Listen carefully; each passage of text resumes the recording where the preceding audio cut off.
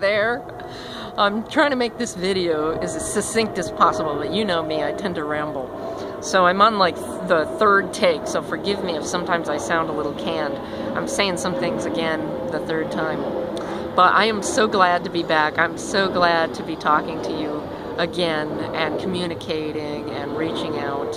And please forgive me these past 5 weeks of quiet.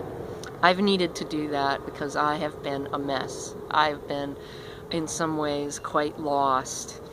5 weeks ago, I ate these poisoned strawberries that had a pesticide on them, and they were given to me with love. And there is no blame for anybody. Please don't do that. It was meant to be. It was a lesson that I needed to learn. All of this is an extraordinary gift. I have learned so much crucial stuff. So I have no regrets about the fact that this happened or blame for anyone.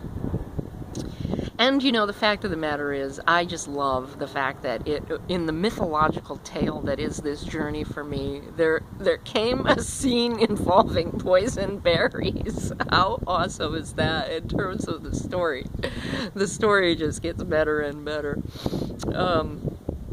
The night that this happened, and I was aware immediately that I was seriously ill, and I believed that I was dying.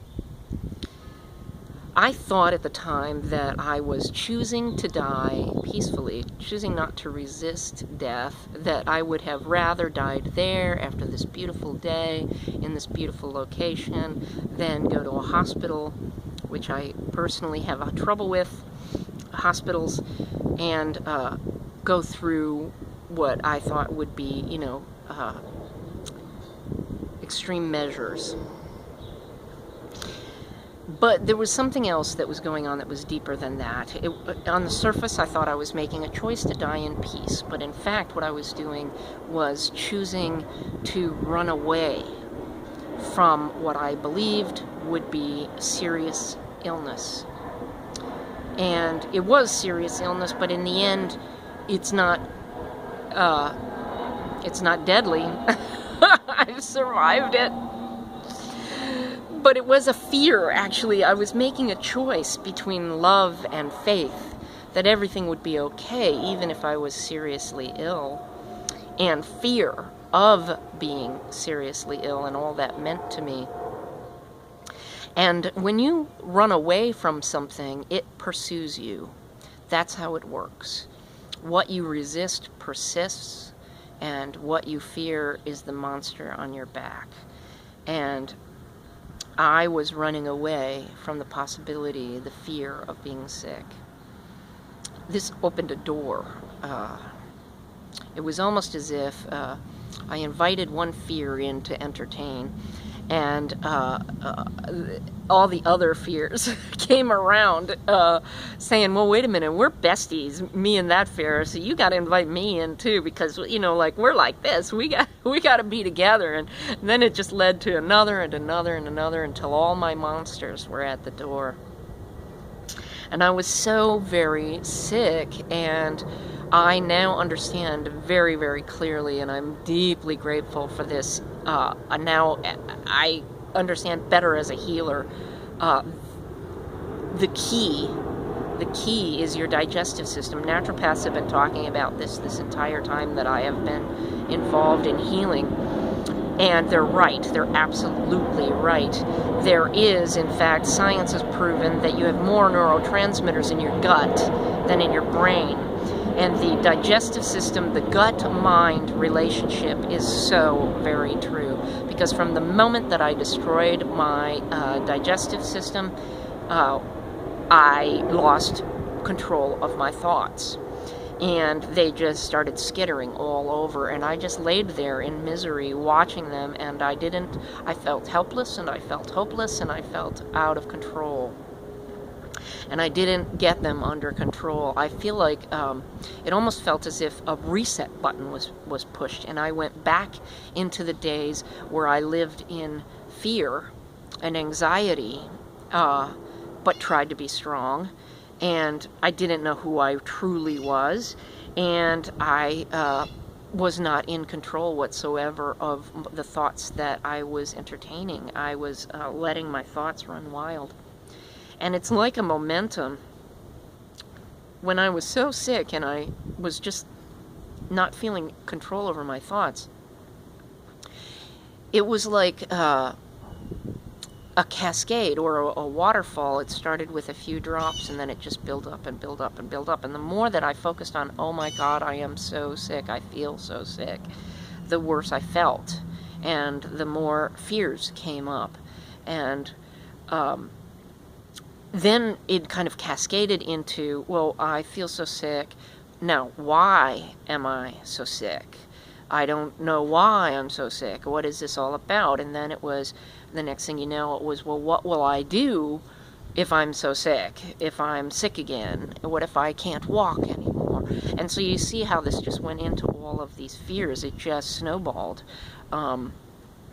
And then as I started to run out of money, because I spent so much money on hotel rooms trying to rest this off, I started to get fear of not having money and feeling like, well, I have to walk because I have no money to stay at a hotel and rest, and I don't know what to do. And my thinking was completely off this entire time. It really was not... it was not honoring what I have already learned. It was as if I had erased the internal memory of the truth, and it had resided in my gut. I totally get it now. And then as I worried about, okay, I have no money, I'm sick, I'm on the street, I don't have a home, I don't know anybody here, and I don't have any money, this brought up a terrible, terrible fear of being homeless. So you can see the snowball is just building and building. Then I was really concerned about finances, and I don't have any, and what am I going to do? And I receive a letter saying that in the midst of all of this, I find out that the small amount of income that I have had each month was going to go away. And I realized, okay, I have no money, and I have to keep walking. I feel like at that point I had come to a crossroads. This was a slap, a wake-up. I had come to realize, okay, this is the crossroads. You can go this way, back into the life of fear. You can return to being sick. You can return to poverty mentality. Or you can go forward in the direction that you were traveling. You can go deeper, deeper into faith and love and joy and freedom. Absolute freedom. But you're going to need to choose right now what you're going to concentrate on, what you're going to believe in. And so I did that work, and I came to a deeper level of faith, because I know this walk is my destiny. I know that this walk is what my highest calling is. It is what I'm supposed to be doing. Being sick is not what I'm supposed to be doing. It's not my highest calling. So I came to this place of deeper faith, and I said, well, if I'm supposed to walk without money, so be it. It must be, there's infinite abundance in poverty. There's infinite abundance in this experience for me. And I came to a place of surrender to that and said, okay, I walk, even if I have no money. Now, I was still sick at this point, so it was really, still feeling quite sick. It was really a bold act of faith to say, I will walk again. Then then when I came to this place of surrender and of faith that everything was going to be fine, then I began to focus my thoughts with mantras. Mantras are awesome when you can't get to control over your thoughts. And so I began to chant in my mind, absolute abundance, all has been provided. Absolute abundance, all will be provided. Over and over and for hours. And at the same time as I'm chanting this, I'm also feeling the truth of it. The fact of the matter is, everything that I have ever needed in my life has been provided for me. I sit here now because of that. I have always had what I have needed to continue. I have always had absolute abundance. I can have faith based upon the perfection of the abundance of the past, that there will be perfect abundance in the future. Everything has been provided and everything will be provided. And as I held gratitude for that truth and focused this mantra, I began to feel physically better and emotionally better, of course. At that point, I made some phone calls and discovered that, in fact, I have some more time with that income. And I am not needing to walk in the world destitute or without any of my own particular money. I will have a little bit as I have. And I believe everything is going to be fine regardless. But you see how we can change our reality by changing our thoughts.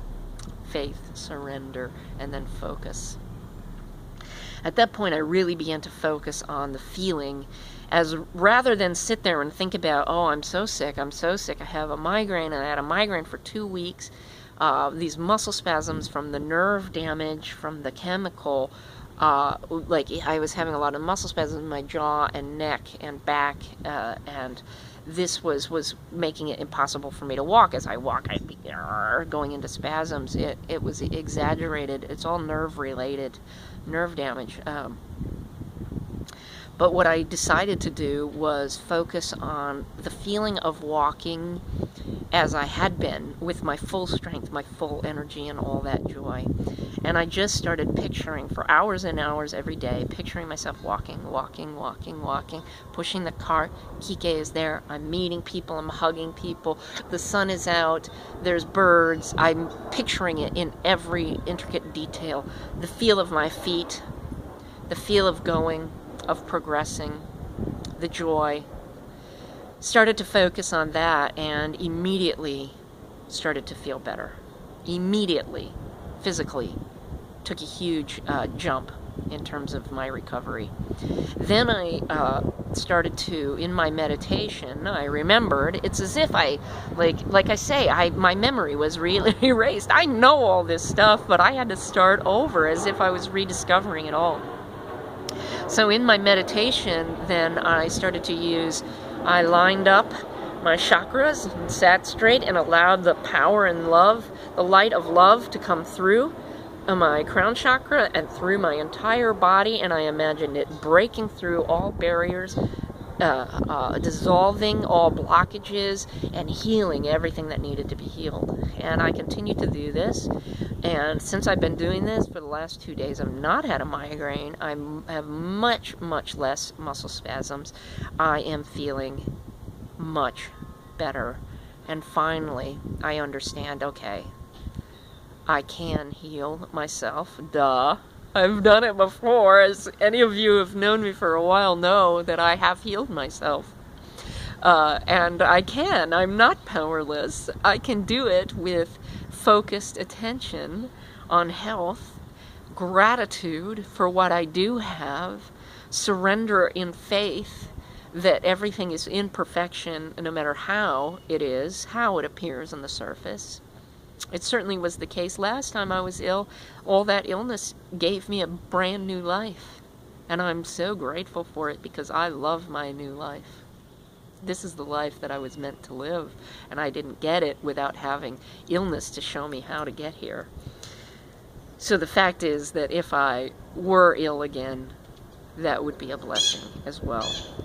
And when I come to that place of faith and when I come to that focus, and I know that I can heal myself through my thoughts and through what I know about healing. I've been doing massive amounts of digestive healing, and now I understand so much more about the naturopaths have all talked about it all the time. The seat of health is in the digestive system. When my digestive system was severely damaged, my health just was a mess. It was immediately a mess in every way, my physical health, my mental health, my emotional health, and ultimately I let it become my spiritual health. But I pulled up. I pulled up, and I started to have faith again and focus. And now here I am, and I'm planning to leave from Houston rather than go back to Galveston. and go east from here towards Beaumont. I don't know exactly what day I'm going to be able to leave. I'm still letting my body tell me what is coming, what it's ready for.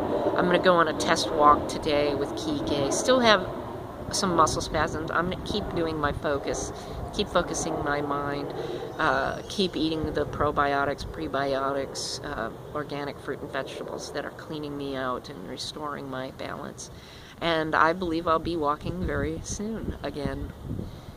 This has been the most challenging 5 weeks. Really, I really felt like I lost myself, but I'm back. I remembered the true nature of who I am. So now the phone's about to fall. So that's the story, and I thank you. I can't tell you the amount of support that has come to me from all of you in the last 5 weeks has blown my mind. There were days when I laid in bed and just cried with gratitude for the support that you've given me. Just when I needed a little more money, a little bit more money came. Just when I needed somebody to reach out to me, a text message came in, a private message came in. It was really infinite love. You all are showing me the face of God. Love you. Talk soon.